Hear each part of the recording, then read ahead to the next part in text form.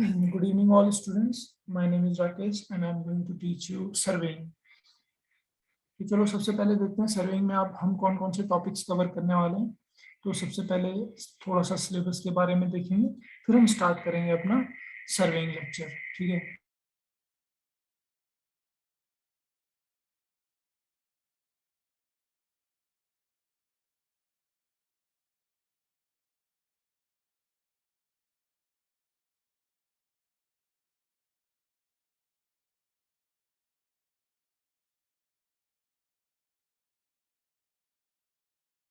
Next unit हम देखेंगे linear measurement. अब ये लीनियर मेजरमेंट क्या है, आपने डेफिनेटली चेन और टेप के साथ कभी ना कभी तो मेजरमेंट किया ही होगा। ठीक है, तो वो सब हम इसमें देखेंगे, लेकिन इंजीनियरिंग पर्पज से, लेकिन इंजीनियरिंग पॉइंट ऑफ व्यू से देखेंगे कि चेन और टेप का क्या यूज है, क्या हम मेजर करते हैं, कौन कौन से करेक्शन उनमें लगते हैं मेजरमेंट में, जो अगर कुछ हम मिस्टेक कर दें, एरर हो जाए, तो उसके लिए कौन कौन से करेक्शन आप लगा सकते हो, उन सब के बारे में देखेंगे। नेक्स्ट यूनिट जो होगा हमारा थर्ड यूनिट होगा आपका कंपास सर्वेइंग। थर्ड यूनिट होगा आपका कंपास सर्वेइंग। अभी हमने जस्ट इससे पीछे लीनियर मेजरमेंट किया, यानी हॉरिजॉन्टल डिस्टेंस मेजर किया। तो अभी कंपास सर्वेइंग में क्या करते हैं, कंपास सर्वेइंग में हम हॉरिजॉन्टल एंगल मेजर करते हैं। ठीक है, और हॉरिजॉन्टल एंगल को हम यहाँ पे बियरिंग बोलेंगे। ठीक है, अब वो बियरिंग क्या है वो हम इस चैप्टर में ही देखेंगे, लेकिन करते क्या है overall horizontal angle measurement. Next जो चैप्टर है आपका वो है ट्रैवर्सिंग। नेक्स्ट जो चैप्टर है आपका वो होगा ट्रैवर्सिंग। और ट्रैवर्सिंग जो हम करते हैं, ट्रैवर्सिंग हम कंपास सर्वे और लीनियर मेजरमेंट जो हमने ऊपर किया था, कंपास से और जो चेन और टेप से मिला के जो करेंगे हम, वो उसे कहते हैं ट्रैवर्सिंग। या फिर थियोडोलाइट और चेन और टेप से मिला के जो होगा, थियोडोलाइट का भी इसमें यूज होता है। सब कुछ हम डिटेल में आगे देखेंगे, अभी सिर्फ चैप्टर्स को थोड़ा सा देख लेते हैं। नेक्स्ट हमारा है लेवलिंग। लेवलिंग क्या है आपका, इसमें हम डंपी लेवल का यूज करते हैं। लेवलिंग इंस्ट्रूमेंट है डंपी लेवल, और डंपी लेवल से हम डिफरेंट पॉइंट का एलिवेशन देखते हैं। अब ये एलिवेशन क्या है, अभी तक सबसे ऊपर हमने क्या हॉरिजॉन्टल मेजरमेंट, हॉरिजॉन्टल यानी सीधा हमने क्या किया, चेन और टेप ले गए और ग्राउंड पे कुछ डिस्टेंस मेजर कर ली हॉरिजॉन्टल में। अभी जो ये डिस्टेंस है ये हम वर्टिकल डायरेक्शन में जो है मेजर करेंगे, तो उसको बोलते हैं लेवलिंग। ठीक है, नेक्स्ट है आपका चैप्टर वो है कंटूर। अब ये कंटूर का क्या यूज है भाई, कंटूरिंग का बहुत यूज है। अगर किसी भी मैप के ऊपर अगर आपको दिखाना है टोपोग्राफी को, कि मैप में कहाँ किस जगह का लेवल नीचे है, किस जगह का लेवल ऊपर है, ठीक है, कहाँ पे अप है, कहाँ पे डाउन है, कहाँ पे सबमिट कर्व है, कहाँ पे वैली है, कहाँ पे आपका माउंटेन है, कहाँ पे आपकी वैली है, ये सब हम कैसे पता लगाते हैं, ये पता लगाते हैं कंटूरिंग करके। ठीक है, तो ये कंटूरिंग किसका पार्ट है, ये एक्सटेंडेड पार्ट है लेवलिंग का। लेवलिंग जब आप परफॉर्म करोगे तब हम जाके कंटूर कंटूर मैप को बनाते हैं। ठीक है, नेक्स्ट चैप्टर हम देखेंगे टेकोमेट्रिक लेवलिंग। तो यहाँ से जो है थोड़ा बहुत आता है, तो हम इसको लार्जर एक्सपेक्ट में नहीं देखेंगे, थोड़ा सा ही देखेंगे। किस पर्पज से, क्योंकि हम जो लीनियर मेजरमेंट और जो वर्टिकल डिस्टेंस मेजरमेंट है जिसमें मैं लेवलिंग की बात कर रहा था, वो सब हम इसमें इससे भी कर सकते हैं, तो उस पर्पज से देखेंगे सर। ठीक है, उस पर्पज से देखेंगे सर। नेक्स्ट जो चैप्टर है आपका दैट इज कर्व। और कर्व का आपको पता ही है, कर्व काफी इंपॉर्टेंट चैप्टर है, हर एग्जाम में यहाँ से आता है कर्व। अभी आपने देखा होगा आपकी जो नॉर्थ ईस्ट में रहते हैं, माउंटेनियस एरिया में आपने डेफिनेटली देखा होगा कि स्ट्रेट रोड कम होती है, कर्व रोड ज्यादा होती है। तो डेफिनेटली जो कर्व रोड बनी है कुछ ना कुछ सेटिंग आउट करके ही बनी होगी। तो किस तरीके से हमने प्लान किया, किस तरीके से उसे सेट आउट किया है पहाड़ों के ऊपर या माउंटेन के ऊपर, तो उसको हम इसमें देखेंगे। ठीक है, नेक्स्ट है आपका ninth chapter that is theory of error. तो इसमें हम थोड़ा बहुत जो देखेंगे एरर के बारे में पढ़ेंगे, कौन कौन सी आपकी एरर होती है, किस तरीके से इनका वेटेज देखा जाता है, ये सब। अभी ये चैप्टर जो हम डिटेल में पढ़ेंगे, और एक लास्ट चैप्टर में इसमें इंक्लूड करूंगा, क्योंकि आपका जो है नेक्स्ट चैप्टर वो है जीआईएस जीपीएस। तो आजकल जो है इस चैप्टर से भी काफी कुछ आ जाता है, तो ये हम सिर्फ 15-20 मिनट डिस्कस करेंगे लास्ट में। ठीक है, तो चलो स्टार्ट करते हैं अपना सर्वेइंग। तो सर्वेइंग में जो हम पहला चैप्टर देखने वाले हैं वो है इंट्रोडक्शन। नंबर 1 है इंट्रोडक्शन। अब इंट्रोडक्शन में मैं थोड़ा सा आपको एक ओवरव्यू देना चाहूंगा सर्वे का, एक बार अगर फ्लो बन गया तो हम धीरे धीरे आगे बढ़ते रहेंगे। ठीक है, तो मैं एक बेसिक कुछ पॉइंट्स बताना चाहूंगा। सबसे पहले, अभी जो ये सर्वेइंग किस ब्रांच का पार्ट है, आपको पता है सिविल का पार्ट है, ऑब्वियसली सिविल का पार्ट है। ठीक है, तो ये सारे सब्जेक्ट जो इंटरकनेक्टेड है। अगर मैं बात कर रहा हूँ building construction material, RCC, structure, ये सारे इंटरकनेक्टेड हैं। किसी ना किसी पॉइंट ऑफ टाइम पे कोई ना कोई सब्जेक्ट का रोल है, और कोई किसी ना किसी टाइम ऑफ पॉइंट पे ये एग्जीक्यूट किया जा रहा होता है, आइदर इन फील्ड और आइदर इन, क्या बोलते हैं, आपका जो भी आप ऑफिस में बैठ के जो काम कर रहे हो, जैसे डिजाइनिंग का सिंपली। तो सिविल में जो मैंने बताया है आपको, सिविल दो पार्ट से मिलकर बना है। एक पार्ट होता है आपका कंसल्टेंसी, ठीक है, एक पार्ट होता है आपका कंसल्टेंसी, और सेकंड पार्ट है आपका एग्जीक्यूशन। सेकंड पार्ट है आपका एग्जीक्यूशन। तो ये कंसल्टेंसी में हम करते क्या है भाई? कंसल्टेंसी क्या है? सारा जो डिजाइनिंग वर्क करता है वो कंसल्टेंसी ही करता है। जैसे आपने देखे होंगे कुछ सॉफ्टवेयर, ऑटो कैड, सबने अपना घर बनवाया होगा। घर के लिए हमने प्लान बनाते हैं, प्लान किससे बनता है? ऑटो कैड से बनता है। ठीक है, सिमिलरली आपका स्टैड प्रो, अगर मैं इसका एग्जांपल लूं, ठीक है, तो ये कुछ एग्जांपल है आपके कंसल्टेंसी में यूज होने वाले सॉफ्टवेयर के। अब इस सॉफ्टवेयर से क्या करूंगा मैं? सपोज मैं ऑटो कैड बना रहा हूँ, आपने कोई अपना घर बनाना है, तो सबसे पहले हम कहाँ जाते हैं? इंजीनियर के पास जाते हैं और उससे उसे बोलते हैं कि हमारे घर का प्लान बना दो। तो वो क्या करेगा? एक शीट लेगा, ठीक है, और उसमें एरिया के अकॉर्डिंग, जो उसके पास एरिया अवेलेबल है उसके अकॉर्डिंग कुछ यहाँ पे क्या कर देगा कि इस तरीके कुछ भी, जिस तरीके की आपकी रिक्वायरमेंट है, कितना बेडरूम चाहिए, क्या चाहिए, कितना ड्राइंग रूम कहाँ पे होना चाहिए, आपका डाइनिंग रूम कहाँ पे होना चाहिए, ठीक है, ये सब वो क्या करके प्लान करके बना देगा आपको। अब आपने क्या किया है, देखो ये डेफिनेटली हर पॉइंट का कुछ ना कुछ कोऑर्डिनेट होगा, इसका भी कुछ ना कुछ कोऑर्डिनेट होगा, ठीक है, कुछ ना कुछ कोऑर्डिनेट होगा सबका।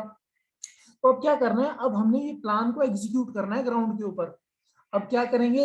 ये जो शीट है आप किसको दोगे? इंजीनियर को दोगे कि भाई ये मेरा प्लान है, मुझे ये बनाना है। प्लान कहाँ पे बनाना है? ये इस प्लॉट पे बनाना है, इस प्लॉट पे बनाना है। अब वो शीट लेके जाएगा ग्राउंड में। आपका सपोज ये प्लॉट था, ठीक है, आपका ये प्लॉट था।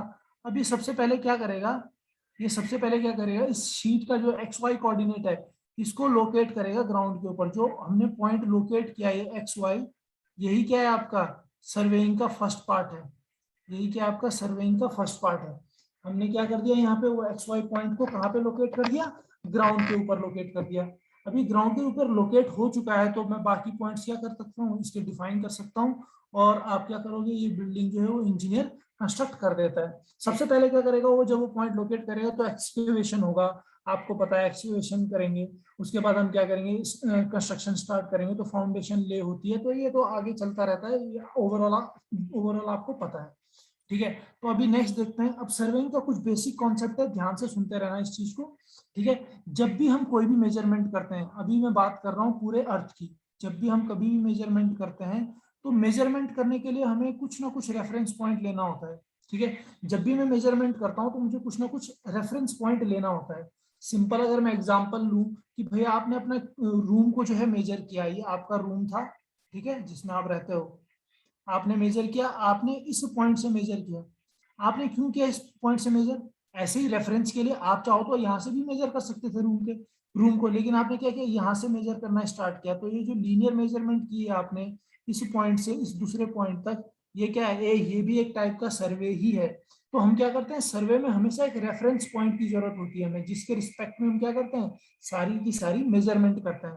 तो यहाँ पे वो रेफरेंस पॉइंट क्या है? यहाँ पे वो रेफरेंस पॉइंट है मीन सी लेवल, जिसे हम बोलते हैं एमएसएल, जो है मीन सी लेवल। ठीक है, और ये मीन सी लेवल एमएसएल, और इंडिया का जो मीन सी लेवल हम कहा किसके रिस्पेक्ट में लेते हैं? इंडिया का जो मीन सी लेवल है, इंडिया का जो मीन सी लेवल है, बहुत बार इस पे क्वेश्चन पूछा गया है, ये आपका बॉम्बे पोर्ट में है। कहाँ पे? Bombay port, Bombay port. ठीक है, अब ये बनाते कैसे मीन सी लेवल? आप क्या, ये जो भी आपका सर्वे ऑफ इंडिया, ये क्या करता है? जो 9 से 10 साल, ठीक है, जितनी भी टाइडल वेव्स आई हैं, उन टाइडल वेव्स का एक एवरेज हाइट निकालता है, और वो एवरेज हाइट के ऊपर हम क्या करते हैं, सारी मेजरमेंट करते हैं। तो ये बॉम्बे पोर्ट है, सिर्फ ये मानो कि बॉम्बे पोर्ट हमने बेस पॉइंट लिया हुआ है, उसके ऊपर में हम सारी मेजरमेंट कर रहे हैं। तो सपोज आपका जो बॉम्बे पोर्ट के रिस्पेक्ट में गुवाहाटी ग्राउंड के ऊपर है कहीं पे, और ये कुछ डिस्टेंस है, इसकी वर्टिकल डिस्टेंस, एलिवेशन यानी की बात कर रहा हूँ। अगर मैं वर्टिकल बोलूंगा तो उसको एलिवेशन बोलूंगा। यहाँ पे मैं इसको वर्टिकल डिस्टेंस नहीं बोलूंगा, हर बार एलिवेशन बोलूंगा, तो याद रखना इस चीज को। तो हमने क्या किया, एलिवेशन लिया किसका, गुवाहाटी का। और सपोज एलिवेशन है, मुझे पता नहीं है लेकिन मैं मान के चल रहा हूँ 700 मीटर है सपोज, ठीक है। अभी मैंने गुवाहाटी को लोकेट कर दिया, तो मैंने बोला कि जो मीन सी लेवल यानी बॉम्बे पोर्ट से आपका अगर वर्टिकली हम ऊपर बढ़ेंगे तो गुवाहाटी कहाँ पे है, 700 मीटर पे है।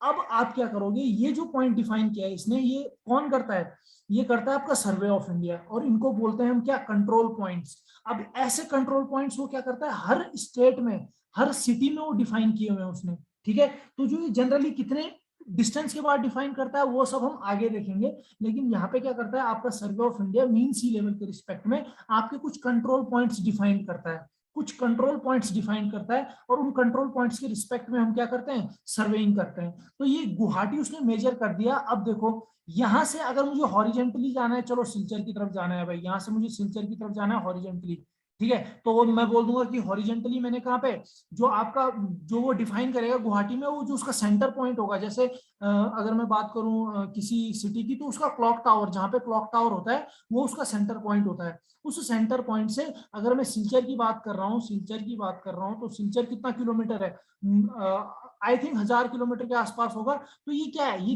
क्यों, ये किसके रिस्पेक्ट में, ये कंट्रोल पॉइंट के रिस्पेक्ट में। तो सारी मेजरमेंट जो हम करते हैं वो कंट्रोल पॉइंट के रिस्पेक्ट में करते हैं, आइदर वर्टिकल आइदर हॉरिजेंटल। अगर गुवाहाटी से भी ऊपर कोई एलिवेशन में कोई जगह है, तो मैं बोल सकता हूं कि भाई वर्टिकल, अगर सपोज एग्जांपल ले लो, और क्या हो, जैसे अरुणाचल प्रदेश है, तो आई थिंक मैं मान के चल रहा हूँ कि गुवाहाटी से एलिवेशन ज्यादा है अरुणाचल प्रदेश का। तो मैं बेस अगर उसको ले लूं, क्या बोलते हैं, गुवाहाटी को, तो मैं बोल सकता हूँ कि गुवाहाटी से 100 मीटर ऊपर वर्टिकल डिस्टेंस में अगर मैं बढ़ूं तो आपका अरुणाचल प्रदेश है, या कुछ भी बोल लो। अगर मैं हॉरिजेंटली जा रहा हूं, तो हम क्या करते हैं, जो आपने देखा होगा रोड पे जब आप मूव करते हो तो आपको क्या दिखती है, बीच में बोर्ड दिखते हैं कि ये इतना किलोमीटर दूर है, ये इतना किलोमीटर दूर है। ये क्या है, ये किसी सेंटर पॉइंट के रिस्पेक्ट में ही मेजरमेंट हो रखी है, सारी की सारी सेंटर पॉइंट के रिस्पेक्ट में मेजर हो रखी है। और वो सेंटर पॉइंट कौन सा होता है, वो होता है आपका कंट्रोल पॉइंट। तो जो ये सेंटर पॉइंट हमने डिफाइन किया बहुत इंपॉर्टेंट है, ये हमारा कौन सा है, ये हमारा कंट्रोल पॉइंट है। जो ये मैंने रेड पॉइंट जो है यहाँ पे दिखाया है, इसको बोलते हैं कंट्रोल पॉइंट।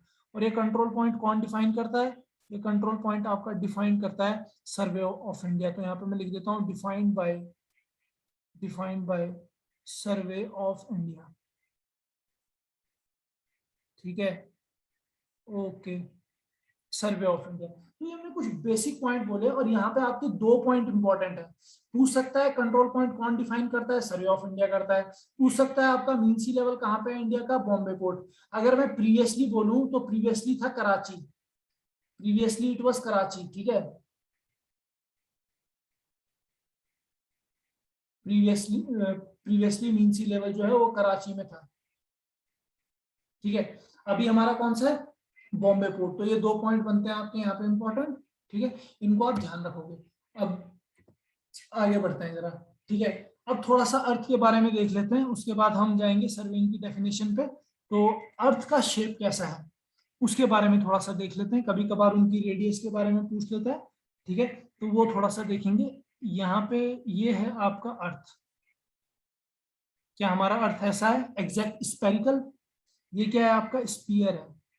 हमारी अर्थ बिल्कुल भी ऐसी नहीं है। अगर मैं क्या करूं, इसको दोनों साइड से प्रेस कर दूं, ये मैंने इसको प्रेस कर दिया, तो एक शेप बन के आती है। वो शेप कैसी है, ये अंडे के आकार की शेप, इसे बोलते हैं ऑब्लेट स्पेरॉइड। ये बहुत बार क्वेश्चन पूछा गया है कि अर्थ, डिफरेंट डिफरेंट स्टेट के एग्जाम में पूछा गया है कि अर्थ की शेप कैसी है, तो वो है ऑब्लेट स्पेरॉइड, वो है ऑब्लेट स्पेरॉइड, ठीक है। और आपको पता है क्या, ये आपका पोल पॉइंट है, ठीक है। इन, ये आपका नॉर्थ पोल है, नीचे साउथ पोल है। अगर मैं पोल पॉइंट को आपस में मिलाता हूं तो वो एक्सिस को क्या बोलते हैं, पोलर एक्सिस। इसको क्या बोलते हैं, अगर मैं नॉर्थ और साउथ को मिलाऊं तो, नॉर्थ पोल और साउथ पोल को मिलाऊं तो ये क्या देता है हमको, पोलर एक्सिस। ये कौन सी है हमारी, पोलर एक्सिस, ठीक है। और अगर मैं ये नॉर्थ और ईस्ट, ये ईस्ट और वेस्ट को मिलाऊं तो ये आपका इक्वेटोरियल एक्सिस है। ये कौन सा है, इक्वेटोरियल एक्सिस है। Equatorial axis. ठीक है, अब देखो जो आपका पोलर एक्सिस है उसकी रेडियस कितनी होती है, या रेडियस नहीं, हम पूरा लेंथ के बारे में बात करेंगे। तो यहाँ पे जो पोलर एक्सिस है इस पॉइंट से लेके इस पॉइंट तक, ये पूरी की बात कर रहा हूं मैं, तो ये है आपका 12,713.6 किलोमीटर। ठीक है, और आपका जो इक्वेटोरियल एक्सिस है वो है आपका 12,756.56.75 किलोमीटर। ओके, तो जो इन दोनों का बीच में कभी कभार जो है डिफरेंस पूछ लेता है, तो इन दोनों के बीच का डिफरेंस कितना है वो लिख लेते हैं। तो यहाँ पे जो आपका डिफरेंस है, difference between polar and equatorial axis जो है आपका वो है 43.95 किलोमीटर। ठीक है, और कभी कभार अगर रेडियस भी पूछ ले आपसे कि रेडियस कितना है अर्थ का, रेडियस ऑफ अर्थ जो है आपका वो है 6370। ठीक है, उसके बाद मैंने पीछे बोला था कि कंट्रोल पॉइंट, एक चीज मैंने बोली थी तो उसको यहाँ पे डिफाइन कर लेते हैं। कंट्रोल पॉइंट क्या है आपका, पूछ लेगा कभी कभार डेफिनेशन में, व्हाट इज कंट्रोल पॉइंट। तो कंट्रोल पॉइंट वो पॉइंट होता है जिसका एलिवेशन मुझे पता होता है। Control point is that point whose elevation is already known। ठीक है, तो यहाँ पे मैं लिख देता हूं, it is the point whose elevation is already known, ठीक है। ओके, अब बढ़ते हैं आगे। अब आते हैं हम सर्वेइंग पे कि एक्चुअली में सर्वेइंग क्या है। अभी आपने काफी चीजें जो है देख ली हैं, ठीक है, तो सर्वेइंग है क्या उसको देखते हैं जरा। ठीक है, तो देखो सर्वेइंग एक्चुअली में है क्या। ये है आपका, ये अभी मैंने बनाया था क्या, आपका अर्थ का शेप। एग्जैक्टली स्फेरिकल नहीं बनाया मुझसे, चलो कोई नहीं। ठीक है, मैं कोई ये पॉइंट कंसिडर करके इसको बाहर लेके आ रहा हूँ। ये आपका ग्राउंड है, ये आपका ग्राउंड है। ठीक है, तो सर्वेइंग क्या है, सर्वेइंग वो साइंस और वो आर्ट है जिसमें मैं रिलेटिव पोजीशंस निकालता हूँ, रिलेटिव पोजीशंस निकालता हूँ आपके अर्थ सरफेस के ऊपर या अर्थ सरफेस के नीचे। अब इसका मतलब क्या है, इसका मतलब ये है कि यहाँ पे क्या था आपका मीन सी लेवल, यहाँ पे क्या था आपका मीन सी लेवल, तो यहाँ पे कहीं पे मेरा एमएसएल है, मान लो यहाँ पे मेरा कोई एमएसएल है, इसके रिस्पेक्ट में मैंने क्या मेजर किया था, कंट्रोल पॉइंट सीपी। अब मैं कोई पॉइंट मेजर कर रहा हूं अर्थ सरफेस के ऊपर या अर्थ सरफेस के नीचे, किसके रिस्पेक्ट में, सीपी के रिस्पेक्ट में, कंट्रोल पॉइंट के रिस्पेक्ट में, तो उसे बोलोगे आप क्या, सर्वेइंग। तो मैंने क्या बोला definition, surveying is the science and art of determining the relative position of point above or below the surface of earth। तो ये MSL इसलिए बताना जरूरी था क्योंकि MSL से हमने क्या डिफाइन किया था, MSL से हमने डिफाइन क्या किया था, आपका कंट्रोल पॉइंट। और कंट्रोल पॉइंट की रिस्पेक्ट में ही हम क्या करते हैं, जो पॉइंट्स को लोकेट करते हैं ग्राउंड के ऊपर, ग्राउंड के ऊपर भी कर सकते हैं, ग्राउंड के नीचे भी कर सकते हैं, ऐसा जरूरी नहीं कि नीचे नहीं कर सकते। आपके जो बहुत सारे टाइप के सर्वे होते हैं, माइन सर्वे होते हैं, आपके रूट सर्वे होते हैं, तो हम क्या करते हैं, टनल जो बनाते हैं वो क्या, टनल जो अंडरग्राउंड टनल बनानी होगी उसके लिए सर्वे कैसे करेंगे, तो वो जमीन के नीचे ही तो होगी सारी मेजरमेंट। ठीक है, तो मेरे को पता तो कहीं ग्राउंड के ऊपर पॉइंट होगा, उसके रिस्पेक्ट में नीचे जाऊंगा। तो ये कोई ग्राउंड के ऊपर पॉइंट पता है, बोलना है कि भाई जो टनल बनेगी ये बनेगी 50 मीटर नीचे ग्राउंड से। ठीक है, तो 50 मीटर कैसे मेजर करेगा, सर्वे से ही तो करेगा। ठीक है, सर्वे से ही करेगा। तो ये सारी चीजें होती हैं, तो यहाँ पे हम डेफिनेशन लिख लेते हैं। ठीक है, यहाँ पे हम डेफिनेशन लिखते हैं। आई होप सबको डेफिनेशन क्लियर है एकदम, कि कोई भी पॉइंट अगर मैं अर्थ सरफेस में, अर्थ सरफेस के ऊपर या अर्थ सरफेस के नीचे अगर डिफाइन कर रहा हूं तो उसको क्या बोलेंगे, उस आर्ट और साइंस को हम सर्वेइंग बोलेंगे। ठीक है, तो यहाँ पे मैं लिख देता हूँ surveying, surveying is the science,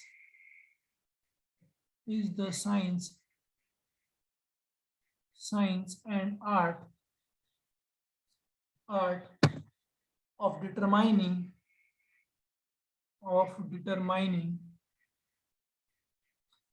the relative position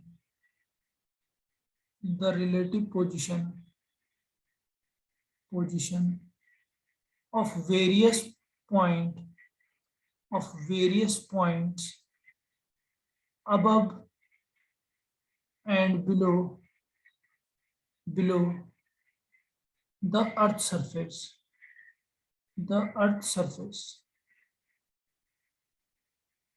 ठीक है, बिलो द अर्थ सरफेस। तो ये तो डेफिनेशन देख ली हमने।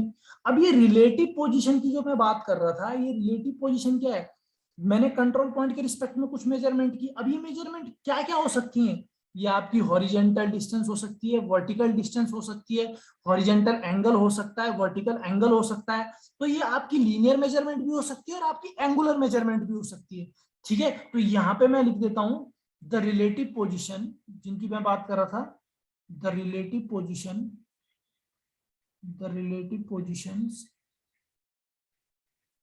are determined by measuring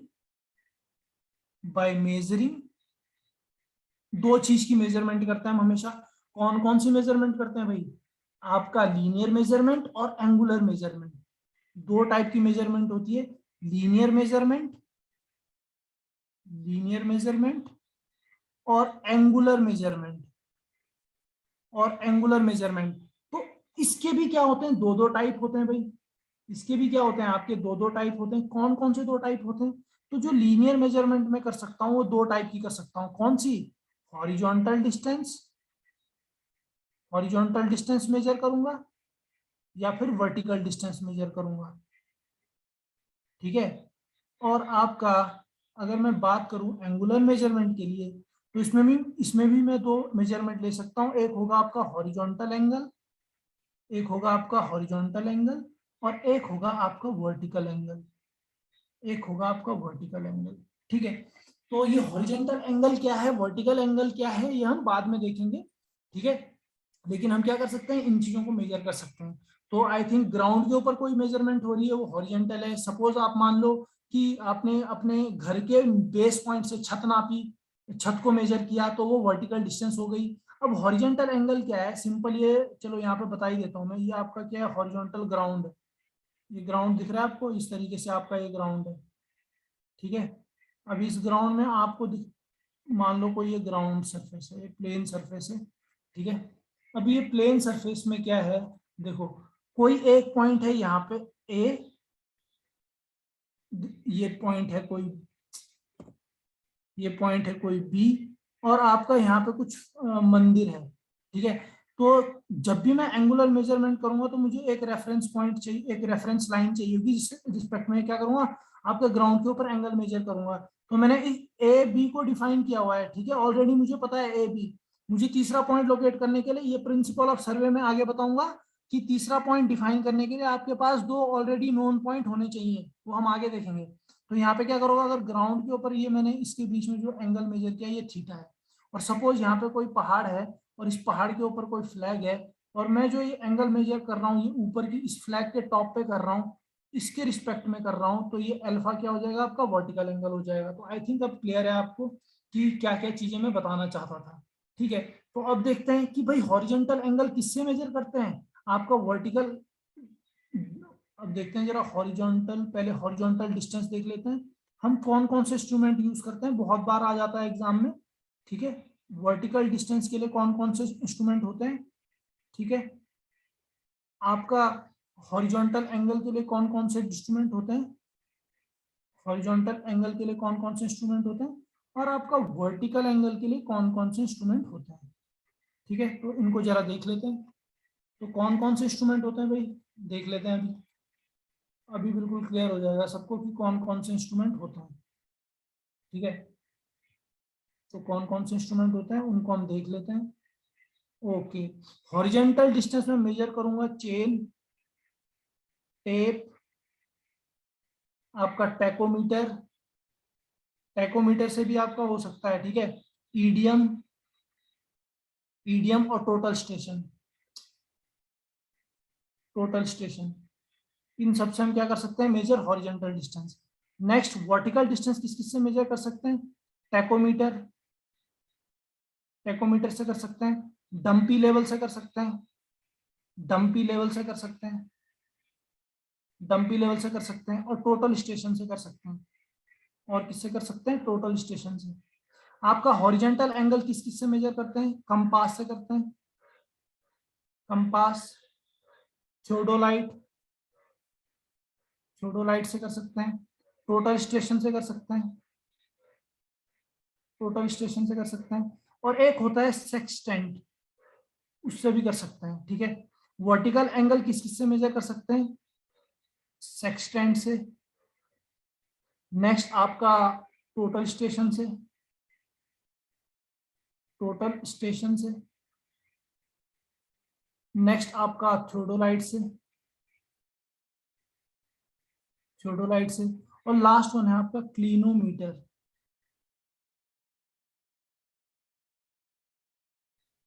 तो ये सारे इंस्ट्रूमेंट हैं जिनसे हम ये सारी मेजरमेंट करते हैं। ओके, ठीक है। तो ये हो गया आपका। अब आपने क्या किया, सारी मेजरमेंट आपने कर ली। अब आप क्या करोगे, प्लान और मैप्स कहाँ पे जाके प्रिपेयर करोगे? अपने ऑफिस में जाके प्रिपेयर करोगे। ठीक है, तो इसके बाद जो होता है, इसके बाद जो होता है,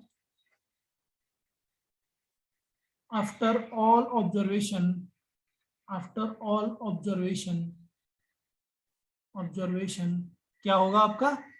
plan and maps are prepared, prepared in office.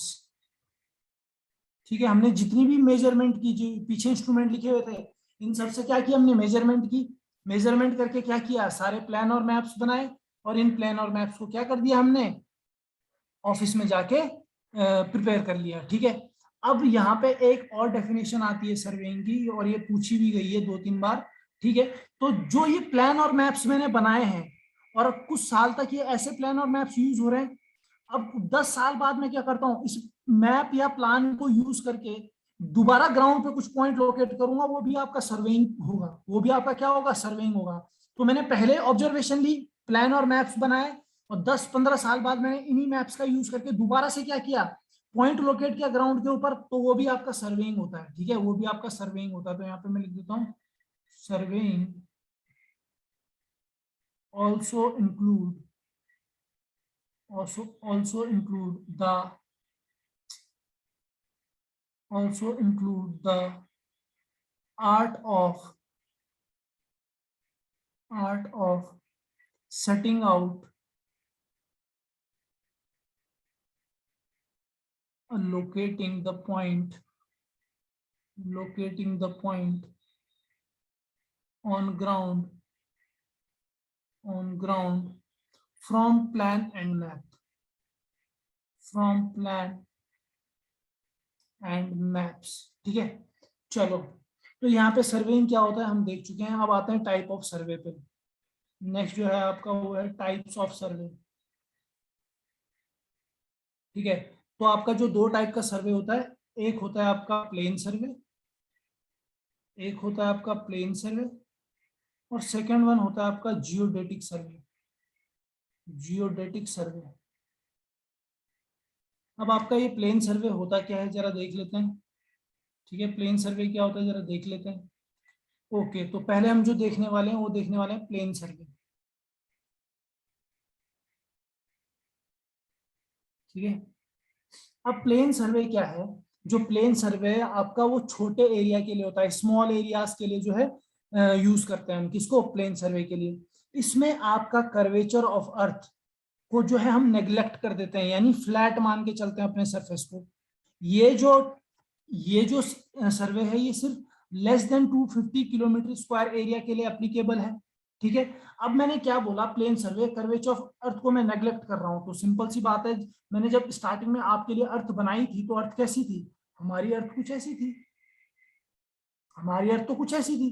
ठीक है, तो मैं क्या बोल रहा हूँ कि मैं इसमें जो सर्वे कर रहा हूँ वो बहुत छोटे पॉइंट के बीच में कर रहा हूँ, ये और ये पॉइंट। कोई दूसरे पेन से दिखाता हूँ मैं आपको।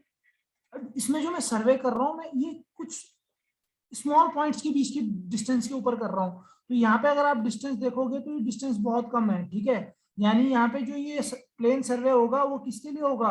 ये हमेशा आपका स्मॉल एरियाज के लिए होगा। और यहाँ पे अगर आप देखोगे तो ये सरफेस आपको लगभग फ्लैट दिखेगा। क्या दिखेगा? फ्लैट दिखेगा। तो यहाँ पे मैं लिख देता हूँ क्या है आपका, ये किसके लिए एप्लीकेबल है भाई? ये आपका स्मॉल एरिया के लिए होता है, ठीक है। Use for small area, small area, ठीक है। पहला पॉइंट तो ये है। दूसरा पॉइंट मैंने जो अभी बताया, curvature of earth, curvature of earth is assumed to be flat। बहुत इंपॉर्टेंट पॉइंट है, यहाँ से बहुत बार एग्जाम में क्वेश्चन पूछे गए हैं, सारे के सारे पॉइंट इंपॉर्टेंट है। सुटेबल, किसके लिए सुटेबल है? Suitable for area less than 250 kilometre square, ठीक है।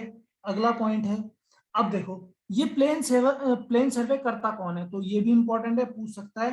प्लेन सर्वे जो आपका परफॉर्म करता है, plane survey is performed by कौन कौन परफॉर्म करता है इसको? पीडब्ल्यूडी, इरिगेशन डिपार्टमेंट, ये शॉर्ट में लिखा हुआ है मैंने, ठीक है। और रेलवे डिपार्टमेंट एटसेट्रा। ये सारे डिपार्टमेंट क्या करते हैं? ये सिर्फ प्लेन सर्वे करते हैं, ठीक है। और किस चीज के लिए यूज होता है आपका प्लेन सर्वे? ये प्लेन सर्वे जो है कौन कौन से प्रोजेक्ट के लिए यूज होता है? Plane survey is used for project like, कौन कौन से प्रोजेक्ट भाई? आपका डैम, आपका कौन सा हाईवे, आपका रेलवे, कैनाल, इन सब के लिए यूज होता है। तो प्रोजेक्ट लाइक, ये लाइक है यहाँ पे, ठीक है। डैम, हाईवे और रेलवे लाइन लिख सकते हो, रेलवे लाइन और कैनाल एटसेट्रा, ठीक है। इन सब के लिए क्या परफॉर्म किया जाता है? प्लेन सर्वे किया जाता है। तो अभी तक ध्यान से देखना, मैंने क्या किया है, 2 पॉइंट बहुत पास पास कंसीडर किए हैं। ये ए बी पॉइंट मैंने बहुत पास पास कंसीडर किए हैं। यहाँ पे आपको आपका जो अर्थ सरफेस है वो बिल्कुल फ्लैट दिख रहा होगा, ठीक है। अब जाते हैं जियोडेटिक सर्वे पे, जियोडेटिक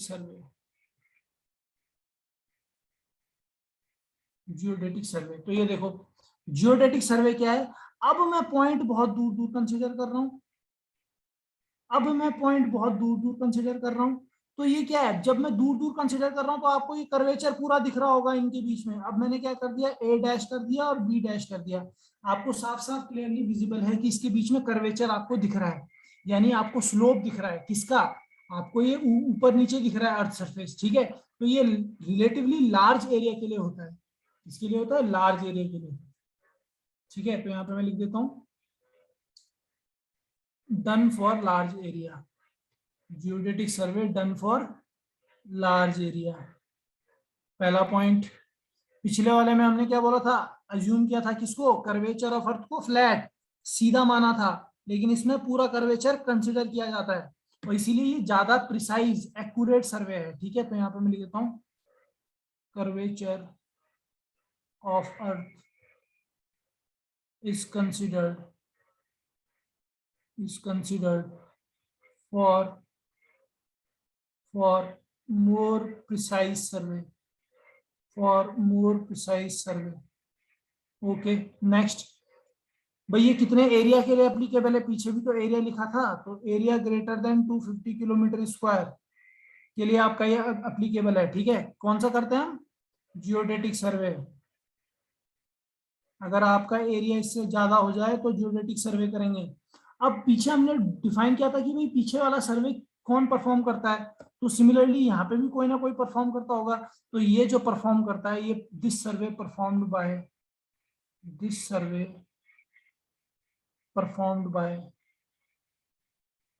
बाय कौन करता है? आपका सर्वे ऑफ इंडिया। कौन करता है? सर्वे ऑफ इंडिया, ठीक है। सर्वे ऑफ इंडिया क्यों करता है वो पीछे बता रखा है। कंट्रोल पॉइंट को डिफाइन करने के लिए, मैप्स बनाने के लिए, मैप कंट्रोल पॉइंट डिफाइन करने के लिए करता है, ठीक है। तो चलो चाहे इसके ब्रैकेट में लिख दो कंट्रोल पॉइंट्स एंड मैप, ठीक है, तो यहाँ पे मैं लिख देता हूँ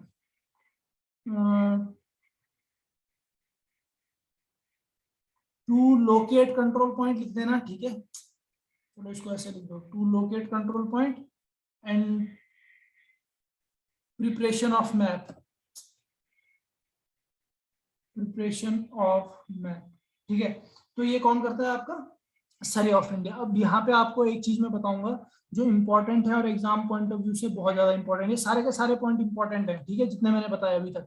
अब देखो, अब आपने देखा होगा कुछ ऐसा, देखा होगा सबने जिससे कंस्ट्रक्शन वर्क किया होगा उसने कुछ देखा होगा, इसको क्या बोलते हैं, प्लम बॉब। क्या ये है प्लम बॉब, ठीक है। अब देखो प्लम बॉब अगर मैं कहाँ पे रख रहा हूँ, ध्यान से देखना, अगर मैं प्लम बॉब किस में यूज कर रहा हूँ, आपका प्लेन सर्वे में, ये प्लेन सर्वे था, ठीक है। और अगर मैं यूज कर रहा हूं आपका जियोडेटिक सर्वे में, तो जो ये लाइन आगे जा रही है इस लाइन को बोलते हैं प्लम लाइन, जो ये लाइन आगे जा रही है इसे बोलते हैं प्लम लाइन। तो अगर मैं क्या कर रहा हूँ, सरफेस के ऊपर प्लम बॉब रख रहा हूँ दूर दूर, तो वो कहीं ना कहीं आगे जाके इंटरसेक्ट होगी आपके अर्थ सरफेस के अंदर। पर प्लेन सर्वे में ऐसा नहीं होता है, प्लम लाइन हमेशा पैरेलल रहती है एक दूसरे के। लेकिन अगर आपका क्या है, जियोडेटिक सर्वे आप करते हो, तो उस केस में आपकी प्लम लाइन आगे जाके कहीं ना कहीं इंटरसेक्ट होंगी, जो मैंने यहाँ पे दिखा दिया है। तो इस पॉइंट को भी लिख लेते हैं नोट पॉइंट में, इस पॉइंट को भी लिख लेते हैं नोट पॉइंट में, ठीक है, इंपॉर्टेंट है। तो यहाँ पे मैं लिख देता हूँ to plumb line, to plumb line at different places, at different places, at different places. यहाँ पे अलग तरीके से मैं डिफाइन कर देता हूँ इसको। पहला पॉइंट क्या बोल रहा हूं मैं, इंटरसेक्ट करती है, इंटरसेक्ट अभी किसके किसमें इंटरसेक्ट करती थी, इंटरसेक्ट किसमें करती थी, आपकी जियोडेटिक सर्वे में, जियोडेटिक सर्वे में इंटरसेक्ट करेगी प्लम लाइन, जियोडेटिक सर्वे, ठीक है। और पैरेलल रहेगी हमेशा, पैरेलल रहेगी हमेशा किस सर्वे में, आपके प्लेन सर्वे, किस सर्वे में, आपके प्लेन सर्वे में। तो यहाँ पे हमने डिफाइन कर दिया टाइप ऑफ सर्वे, ठीक है, हमने यहाँ पे डिफाइन कर दिया टाइप ऑफ सर्वे, ओके।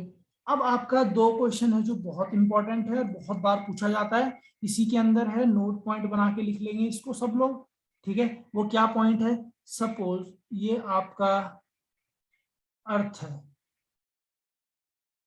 मैंने ए पॉइंट, बी पॉइंट और सी पॉइंट पे सर्वे करना है। अगर मैं इनको स्ट्रेट लाइन से जोड़ दूं तो ये क्या फॉर्म करेगा आपका, ये फॉर्म करेगा प्लेन ट्राइंगल। ये कौन सा ट्राइंगल है, ये है प्लेन ट्राइंगल, ठीक है।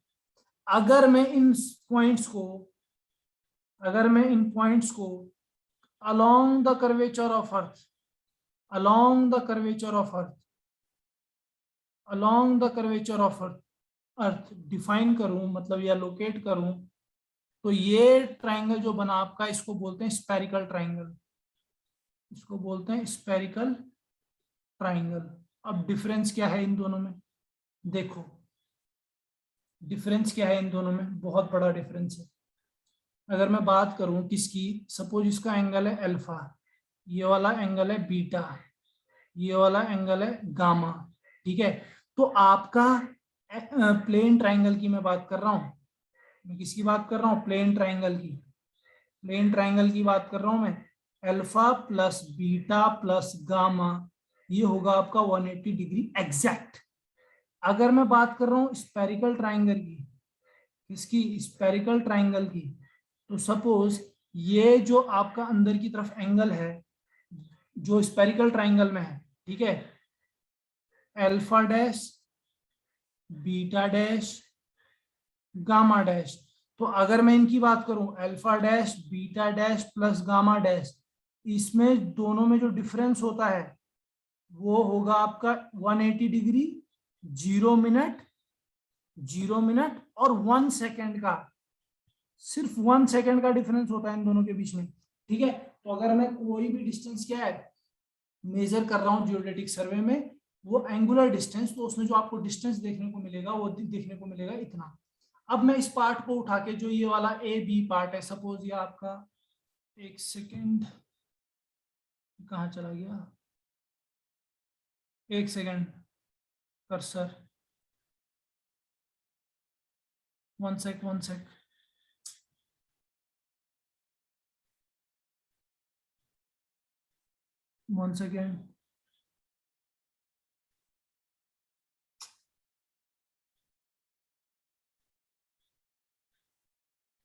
ये ए पॉइंट, ये बी पॉइंट और ये सी पॉइंट। अब इस ए बी पॉइंट को मैं बाहर निकाल रहा हूँ, ठीक है। तो ये बाहर निकालूंगा तो ये क्या है, ये स्ट्रेट लाइन है, और ये आपका क्या है, ये वो आपका कर्वेचर वाली लाइन है। अगर ये आपकी 12 किलोमीटर है तो ये कर्वेचर वाली लाइन होगी 12 किलोमीटर प्लस 1 सेंटीमीटर। ये होगी आपकी, इसके बीच में जो डिफरेंस होगा वो 1 सेंटीमीटर का डिफरेंस होगा, ठीक है। तो ये हमने देख लिया है डिटेल में, हर एक चीज जहां से क्वेश्चन पूछा गया है सारी चीजें हमने देख ली है। ये भी डिफरेंस इंपॉर्टेंट है, 1 सेकंड का डिफरेंस होता है, और ये आपका इसमें 1 सेंटीमीटर का डिफरेंस होता है। ये दोनों चीज पूछी गई, किसके ऊपर होता है ये भी पूछा गया था।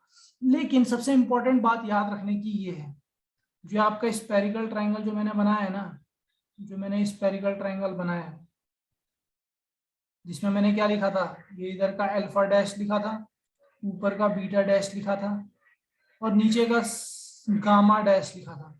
ये जो परफॉर्म किया जाता है, ये कितने एरिया के लिए परफॉर्म किया जाता है, ये वाला परफॉर्म किया जाता है 195.95 किलोमीटर स्क्वायर के लिए, ठीक है। चलो, तो आई थिंक आज के लिए इतना है, ठीक है। बाकी हम कल स्टार्ट करते हैं। इनको डिटेल में देख लेना, नोट रेफर कर लेना, पीडीएफ अगर रिक्वायर्ड होगी तो मैं सर को भेज दूंगा, ठीक है। तो मैं सर को भेज दूंगा।